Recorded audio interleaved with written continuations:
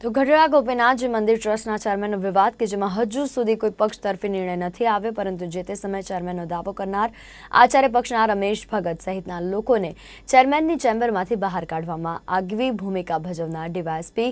નકુમ સામે પણ અનેક સવાલો ઉઠ્યા છે અને તેનો વધુ એક વિડીયો વાયરલ થયો છે। ડીવાયએસપીની આ કામગીરી અંગે યોગ્ય તપાસની માંગ છે, જ્યારે મહુવા ગરિયાધાર અને થી નારાજ હરિભક્તોએ મંદિરમાં પોલીસની આ ભૂમિકા સામે રોષ ઠાલવી તેની સામે યોગ્ય પગલાં ભરવા અંગે આવેદનપત્ર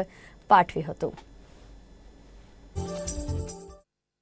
આજે તારીખ 21/12/2020 અમે મહુવા ગ્રામ્ય અને મહુવા શહેરના જે સંતો અને હરિભક્તો છીએ તે બધા ભેગા થયા છીએ, કારણ કે તારીખ 6/12/2020 જે ગઢડાની અંદર ચેરમેનશ્રીની ઓફિસની અંદર સરકારી તંત્રનો ગેરઉપયોગ કરી અને સાધુ સંતો દ્વારા જે પોલીસ તંત્રનો ગેરઉપયોગ કરીને ડીવાયએસપી નકુલને મોકલીને જે ખરાબ રીતે ચેરમેનની સામે વર્તન કરેલ છે અને એમને આ બેફામ ગાળો અને આડેધડ બોલી અને એનું અપમાન કરેલ છે। તેથી અમારા બધા સત્સંગીઓની અને હરિભક્તોની લાગણીઓને ખૂબ ઠેસ પહોંચી છે। એનો વિરોધ કરવા માટે અમે બધા ભેગા થઈએ અને આ જે લાગણી જે છે તેમાં આવેદનપત્ર આપીને વ્યક્ત કરશું અને અમે બધાની જે આ ઘટના બની છે તેનો અમે બહુ વખોડી કાઢીએ છીએ।